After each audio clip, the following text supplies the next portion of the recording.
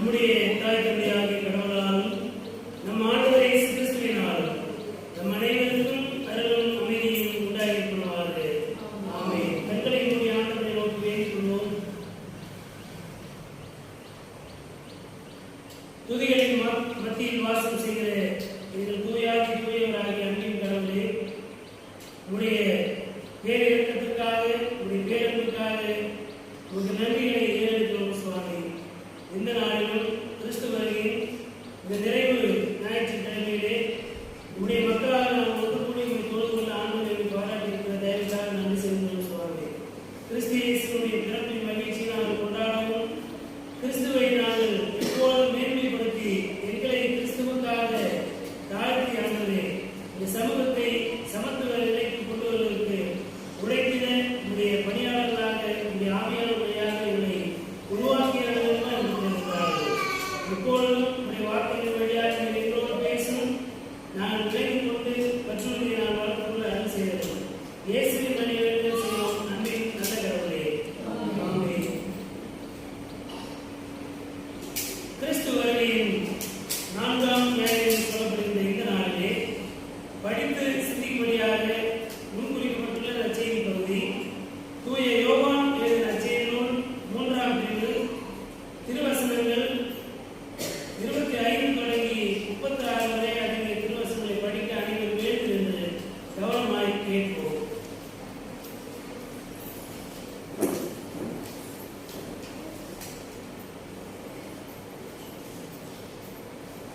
ஒரு நாள் யோவானின் சீடர் சிலருக்கும் யூதர் ஒருவருக்கும் இடையே தூய்மை சடங்கு பற்றி விவாதம் எழுந்தது.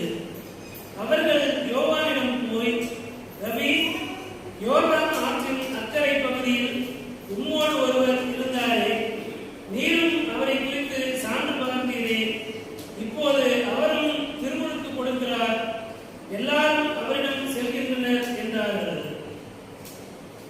யோவான் அவர்களை பார்த்து, விண்ணிலிருந்து அருளப்படாவிட்டால் எவரும் எதையும் பெற்றுக்கொள்ள முடியாது. நான் மேசியா அல்ல, மாறாக அவருக்கு முன்னோடியாக அனுப்பப்பட்டவன் என்று நான் கூறியதற்கு நீங்களே சாட்சிகள். மணமகள் மணமகனுக்கே உரியவர், மணமகனின் தோழரோ அருகில் நின்று அவர் சொல்வதை கேட்கிறார். அதில் அவர் பெருமகிழ்ச்சி அடைகிறார். என் மகிழ்ச்சியும் இது போன்றது. இம்மகிழ்ச்சி என்னுள் நிறைந்துள்ளது. அவரது செல்வாக்கு பெருக வேண்டும், எனது செல்வாக்கு குறைய வேண்டும் என்றார். மேலிருந்து வருபவர் அனைவரையும் விட மேலானவர், மண்ணுலகில் இருந்து உண்டானவர், மண்ணுலகை சேர்ந்தவர். மண்ணுலக சார்ந்தவை பற்றி அவர் பேசுகிறார். விண்ணுலகிலிருந்து வருபவர் அனைவருக்கும் மேலானவர். தாம் கண்டதையும் கேட்டதையும் பற்றி அவர் சான்று பகர்கிறார். எனினும் அவர் தரும் சான்றை எவரும் ஏற்றுக்கொள்வதில்லை. அவர் தரும் சான்றை ஏற்றுக்கொள்பவர் கடவுள் உண்மையானவர் என்பதை உறுதிப்படுத்துகிறார். கடவுளால் அனுப்பப்பட்டவர் கடவுளின் வார்த்தைகளை பேசுகிறார். கடவுள் அவருக்கு தம் ஆவிக்குரிய கொடைகளை அளவின்றி கொடுக்கிறார். தந்தை மகன் மேல் அன்பு கூர்ந்து அனைத்தையும் அவர் கையில் ஒப்படைத்துள்ளார். மகனிடம் நம்பிக்கை கொள்வோர் நிறைவாழ்வை பெறுவர், நம்பிக்கை கொள்ளாதோர் வாழ்வை காண மாட்டார். மாறாக கடவுளின் சினம் அவர்கள் மேல் வந்து சேரும் என்றார் என்றே.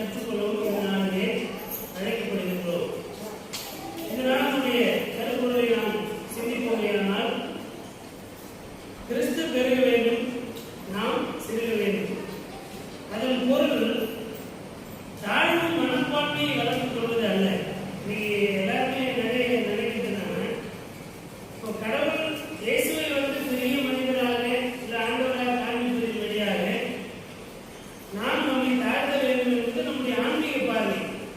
இந்த சுயமரியாதை என்ற சிந்தனையோடு பார்க்கிற போது அப்போ நம்மை நாமே தாழ்த்திக் கொள்ள வேண்டுமா என்ற எண்ணத்தோடு அதை தாழ்வு மனப்பான்மை என்று புரிந்து கொள்கின்ற சிந்தனைகள் நிறைய மனிதர்களிடையே இருக்கிறது. தாழ்மை என்பது வேறு, தாழ்வு மனப்பான்மை என்பது வேறு. என்னை விட மற்றவர்களை மதிப்பிற்குரியவராக எண்ணுவது என்பது சமத்துவத்தை உருவாக்கும். அதற்காகத்தான் தாழ்மையை நாம் கற்றுக் கொடுக்கிறோம்.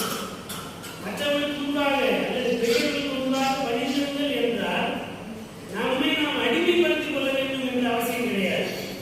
ஆனால் நம்மை விட பெரியவர்கள் வயதிலே, படிப்பிலே அல்லது உழைப்பிலே எல்லாம் ஏதோ ஒரு நிலையிலே நீங்க பார்த்தீங்கன்னா ஒன்று ஒரு மனிதர் வயதினாலே உயர்கிறார்கள், இல்லை கல்வியினால உயர்ந்தவராக இருக்கணும், உழைப்பினாலே உயர்ந்தவராக இருக்கணும் இல்லையா? நான் சக மனிதரை ஏதோ ஒரு நிலையிலே கண்டிப்பாக மதிப்பிற்குரியவராக என்ன வேண்டும். ஒரு அரசு பணியிலே இருக்கிறோம் என்றால் கலெக்டர் வந்து ரொம்ப சின்ன பிள்ளையா இருப்பார், 1000 வயதுல 32 வயசு 33 வயசுல அந்த படிப்பு நிமித்தமாக அந்த உயர் பொறுப்புக்கு வருகிறார்கள். அந்த இடத்திலே அவர்கள் வகிக்கிற பதவிக்கும் அவர்கள் படித்திருக்கிற அந்த கல்விக்கும் மதிப்பளிக்க வேண்டும். நான் கலெக்டராக இருந்தாலும் எனக்கு பணிகளை செய்கின்ற தவானிகள் சொல்றோம் இல்லையா, அல்லது அலுவலகத்திலே பணி செய்கிறவர்கள் என்னை விட வயதிலே பெரியவர்களாக இருந்தால் அந்த வயதை குறித்து நான் என்ன பண்ணணும், மதிக்க வேண்டும். அப்ப 2 பேரும் ஒருவரை ஒருவர் கல்வி நிமித்தமாக, பணி நிமித்தமாக, வயது நிமித்தமாக ஒருவரை ஒருவர் நாம் மதிக்கவும் ஒருவரை ஒருவர் கனப்படுத்தவும் கற்றுக்கொள்வது அவசியம். அந்த இடத்துல என்னுடைய கல்வி நிமித்தமாக ஒருவர் என்னை மதிக்கிறார், நான் அவரை வயது நிமித்தமாக மதிக்க வேண்டும். அப்பொழுது என்ன நடக்குன்னா ஒருவரை ஒருவர் மதிக்கிறோம், ஒருவரை ஒருவர் கனப்படுத்துகிறோம், ஒருவர் மீது ஒருவர் அன்பு செலுத்துகிறோம். அன்பு எங்கே இருக்கிறது அங்கே மரியாதை இருக்கிறோம். ஒருத்தர் போற போக்கில் என்ன பண்ணுவான், நாம என்ன போ அப்படின்னு சொல்லுவோம். நம்மை விட சின்னவங்களா இருப்பாங்க, ஐயோ ஐயா அப்படின்னு சொல்றோம். ஏன்? நம்முடைய உள்ளத்திலே அன்பு இருக்கிறது. உள்ளத்திலே மதிப்பு இருக்கின்ற போதுதான் அது வெளியே செயலாக வெளிப்படும். அப்போ அன்பும் மதிப்பும் உள்ளே இருக்கணும். அப்படி அன்பும் மதிப்பும் உள்ளத்திலே இருக்கின்ற போது நமக்குள்ளே மற்றவர்களை கனப்படுத்த வேண்டும். என்னை நான் ஒரு படி கொஞ்சம் தாழ்த்தி மற்றவர்களை நான் என்ன பண்றேன், உயர்த்துகிறேன். இந்த செயலை செய்ய முன்வருகின்ற போது அதே செயலை நமக்கு எதிரில் இருக்கிறவங்க என்ன பண்ணுவாங்க, செய்வாங்க. நம்மை கனப்படுத்துறாங்க, நமக்கு மரியாதை கொடுக்குறாங்க, அவருக்கு நம்ம என்ன பண்ணணும், மரியாதை கொடுக்க வேண்டும் என்ற எண்ணம் அவருக்கும் வரும். அப்படி இருவருக்கும் மதிப்பு உணர்வு வருகின்ற போது இருவருமே அங்கே உயர்த்தப்படுகிறோம். அப்போ நான் மற்றவர்களுக்கு முன்பாக என்னை தாழ்த்துகின்ற போது அவர் எனக்கு முன்பாக தாழ்த்துகிற 2 பேரும் என்ன ஆயிடும், பேலன்ஸ் ஆயிடும் இல்லையா? சமநிலை உருவாகிறது, அங்கே ஒரு சமத்துவம் உருவாகிறது. அன்பு இருக்கிற இடத்திலே சகோதரத்துவம் இருக்கும். அன்பு இருக்கிற இடத்திலே எல்லாருக்கும் எல்லாரும் கிடைக்க வேண்டும் என்ற அந்த சமூக நீதி பார்வை நமக்கு இருக்கும். இப்ப யோவானுடைய பார்வை என்ன? இந்த பகுதிக்குள்ளே வந்து பார்த்தோன்னா 2 பகுதியாக இந்த அன்புரை பகுதி அமைந்திருக்கிறது. முதலாவது செய்தி, யோவான் சீடர் யோவானிடத்தில் வருகிறார்கள். யோவான் இந்த இடத்திலே ஆசாரியராக இருக்கிறார். ஆண்டவருடைய வார்த்தையை இந்த சமூகத்திற்கு கொடுத்து அதன் வழியாக மனம் திரும்புவதற்கு எல்லாரையும் அழைத்து எல்லாரும் மீட்பு பெற வேண்டும் என்ற செய்தியை தான் யோவான் சொல்லுகிறார். ஆகவே இங்கே சகரியாவுடைய மகன் என்ற முறையிலே சகரியா யாரு? ஆசாரியர். ஆசாரியர் வழிமரத்தில் பிறந்த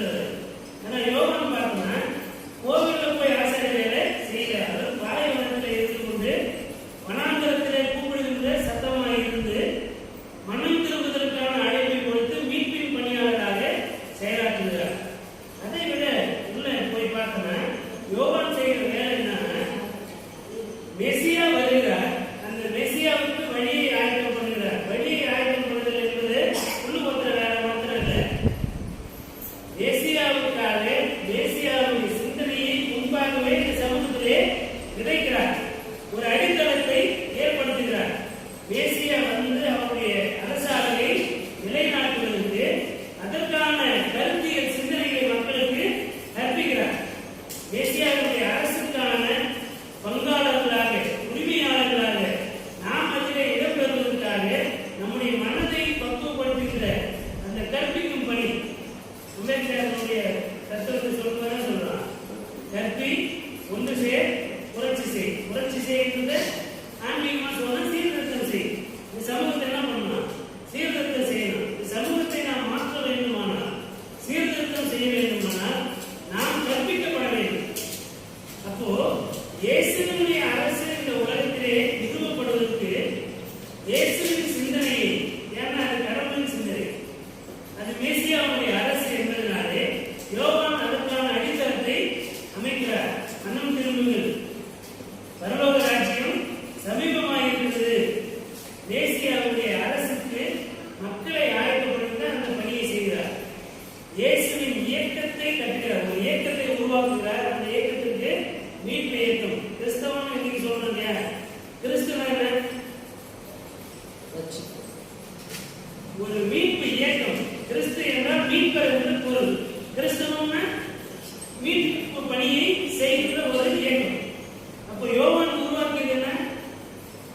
ஒரு மீட்பு இயக்கத்தை உருவாக்கினார். எல்லாரும் மனம் திருப்பி எல்லாரும் மீட்பை பெற்றுக் கொள்வதற்கு ஒரு இயக்கம். அந்த இயக்கத்துக்கு பேர் என்ன? மீட்பு இயக்கம். அது ஒரு விடுதலை இயக்கம். எல்லாரும் எல்லாமும் பெற்றுக் கொள்வதற்கு, கடவுளினுடைய திருவுளத்தையும் அவருடைய ஆசீர்வாதத்தை பெற்றுக் கொள்வதற்கு வழிநடத்துகின்ற பணியை செய்கின்ற ஒரு அமைப்பு. அந்த பணியை செய்கின்ற வேலையிலே இங்கே யோவானுடைய சீடர்கள் என்ன பண்றாங்க? ரபி, நீர் ஒருத்தருக்கு ஞானஸ்நானம் கொடுத்தீங்க, அதுக்கு அங்கே என்ன பண்ணுறாரு? அவர் தனியாக ஒரு கூட்டத்தை உருவாக்கிக்கிறார். நம்ம கிட்ட கூட்டத்தை குறைகிறாரு. இங்கிருந்து நம்ம கிட்ட ஞானஸ்நானம் பெற்றுன்னா அங்கே போய் அவர் ஒரு உருவாகிட்டாரு.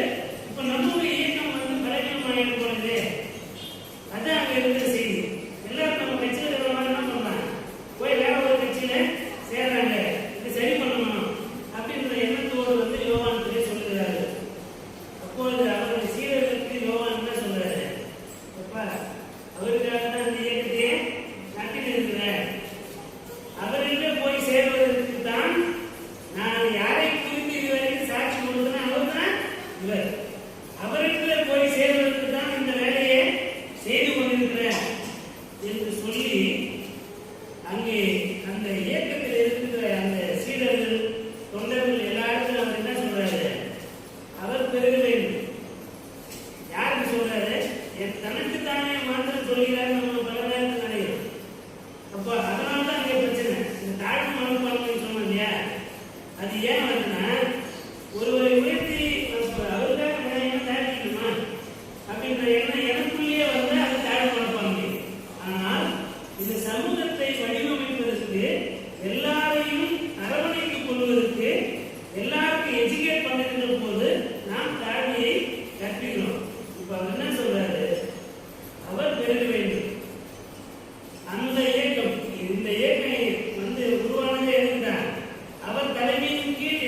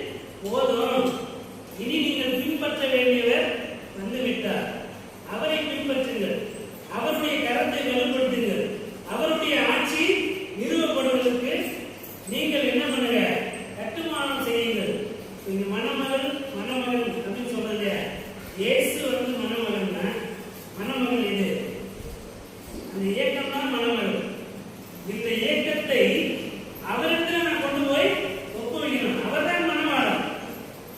அவரிடத்துல இந்த மணமகளை கொண்டு போய் சேர்க்க வேண்டிய பணி என்னிடத்தில் ஒப்புவிக்கப்பட்டது. மணமகளை வளர்த்து ஆளாக்கி அவரை அலங்காரம் செய்து மணமகனுக்கு ஒப்புவிக்க வேண்டும். எனவே நான் மணமகனுடைய தோழனை தவிர நான் மணமகன் கிடையாது. இன்னைக்கு திருச்சபையில் இருக்கிற பிரச்சனை என்ன தெரியுமா?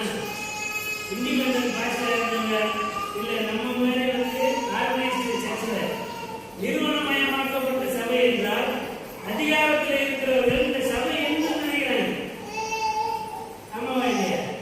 நான் வச்சிருந்த சட்டம், இது என்னுடைய சபை, நீங்க எல்லாமே என்னுடைய அதிகாரத்துக்கு கீழ்பட்டவர்கள், நீங்க வந்து எனக்கு ஆலோசனை சொல்லப்படாது, எல்லா சர்வ அதிகாரமும் என்னுடையது அப்படின்னு சொல்லிட்டு இருக்கிறாங்க. ஆனா அப்படிப்பட்டவர்களுக்கு தான் யோகா சொல்றாரு, நீ விட்டாரு இந்த இயக்கம் இயேசுவினுடையது, இது உன் சபை கிடையாது, இது இயேசுவினுடைய சபை. உன்னை கொஞ்ச நாள் வேலைக்காரனாக இந்த அதிகாரத்தில் தான் பண்ணிக்கிறேன் வச்சுக்கிறேன், கொஞ்ச நாள் நீ இதுல ஆசாரியனா இருக்கும்படிக்கு உன்னை நான் வச்சுக்கிறேன். நீ ஐதாயிரத்துக்கு கோயில் உன்னது கிடையாது, இது இயேசுவினுடையது. இந்த திருச்சபை இயேசுவினுடையது, மெசியாவினுடைய அரசு இது. இங்கே யாருமே வந்து அதிகாரம் செலுத்துவோம் இதை உரிமை கொண்டாடி என் சொத்து அப்படின்னு சொல்ல முடியாது. இது இயேசுவினுடையது. அவர் பெற வேண்டும். இந்த ஆலயத்திலே அவருடைய மகிமை தான் இருக்கணும். அவர் தான் மகிமைப்படுத்தப்பட வேண்டும். நாம் நம்மை மகிமைப்படுத்திக் கொள்வதற்கு இது இடம் கிடையாது. ஆண்டவரை மகிமைப்படுத்துவதற்காக ஒருவரை ஒருவர் நேசித்து, ஒருவரை ஒருவர் அன்பு செலுத்தி, ஒருவரை ஒருவர் பொறுத்து, ஒருவரை ஒருவர் ஏற்றுக்கொள்வதற்கான இடம்தான் இந்த இடமே தவிர ஒரு சமூகத்தை ஒத்த மனநிலையோடு, கிறிஸ்துவின் மனநிலையோடு கிறிஸ்துவை ஏற்றுக்கொள்வதற்காக ஆயத்தப்படுத்துவதற்கு தான் இந்த இடமே தவிர இங்கே நான் பெரியவன் அவர் பெரியவர் யாரும் சொந்தம் இல்லை, இங்க இருக்கிற வேலை வாய்ப்பு, இங்க இருக்கிற எல்லா வாய்ப்புகளுமே என்னது நான் சொல்றதான் நீங்க எல்லாமே கேட்கணும். அதிகாரம் செலுத்துவோம், அடக்குமுறை செய்வதற்கு இந்த இடம் நமக்கானது கிடையாது. மணமகள் திருச்சபை ஆண்டவருக்குரியது. இந்த திருச்சபையை ஆண்டவருடைய திருவுளத்துக்கு ஏற்ப வளர்த்தெடுத்து ஆண்டவருடைய உண்மையும் உத்திரானத்துவத்தோடு ஒப்படைப்பதற்கு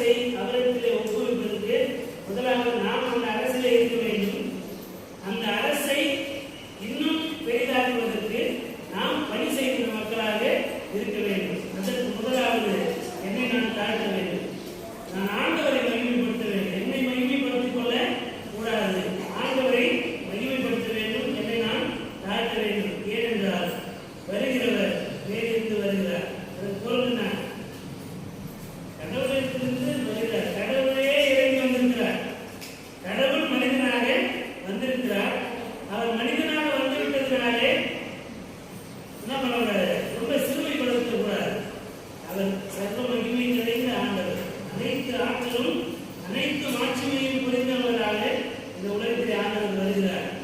அவரை ஏற்றுக்கொள்ள வேண்டும், அவரில் நாம் அன்பு கூற வேண்டும், அவரை கனப்படுத்தி அவரை மாட்சிமைப்படுத்தி நம்மையும் தாழ்த்த வேண்டும். அவருடைய அரசுக்காக மக்கள் எல்லாரையும் கூட்டி சேர்க்க வேண்டும். இப்போ ஆண்டவருடைய அரசு பலி பெருக வேண்டுமானால் எனக்கு அருகில் இருக்கிற சக மனிதனை நான் அன்பு செலுத்தாமல் அவரை கொண்டாந்து இந்த இயக்கத்தில் சேர முடியுமா? ஒரு மனிதனை வந்து வெளியில திட்டிட்டு நீங்களும் அவங்க கோயிலுக்கு என்ன பண்ணுவாங்க? உனக்கு மனிதனையே மதிக்கிறதே இல்லை, என்ன மதிக்கிறதே இல்லை, நீ இருக்கு நான் எப்படி சொல்லுவாங்க. அப்போ நாம் நமக்கு அடுத்திருக்கின்ற மனிதர்கள் மீது அன்பு செலுத்துகின்ற போதுதான் இந்த ஆலயம் நிரம்பும். அப்போதுதான் இந்த இயக்கம் வலுப்பெறும். இதை நாம் மனதில் வைத்து நம்மால் இயக்க மட்டும் நமக்கு அடுத்திருக்கின்ற, நம்ம பக்கத்து வீட்டில் இருக்கிற, நமக்கு எதிர் வீட்டில் இருக்கிற எந்த சமயத்தை வேண்டுமானால் அவர் சார்ந்து இருக்கிறோம், அன்பு செலுத்துவோம். அன்பு செலுத்துவதற்கு சமயங்கள் தடை கிடையாது. எனவே அன்பு செலுத்தினால்தான் நாம் ஆண்டவருடைய அரசை கட்டி எழுப்பினோம். ஆகவே நம்மை மனவாட்டியாக முதலாவது ஆண்டவருக்கு ஒப்பு கொடுப்போம். திருச்சபையை வளர்த்தெடுத்து அதை தூய்மையானதாக ஆண்டவருக்கு ஒப்படைப்பதற்கு திருச்சபையை கட்டுவோம். இந்த சமூகம் முழுமையாக ஆண்டவருடைய அரசாக மாறுவதற்கு எல்லாரையும் அன்பு செலுத்துவோம். நம்முடைய தாழ்மைதான் மற்றவரை ஏற்றுக்கொள்வதற்கான முதல் அடையாளம். நான் ஒருவர் மீது அன்பு செலுத்துகிறேன் என்பதற்கு முதல் அடையாளம் தான் என்னை நான் அவருக்கு முன்பாக தாழ்த்த வேண்டும், அவரை உயர்த்த வேண்டும். அப்படி செய்கின்ற போது எல்லாரும்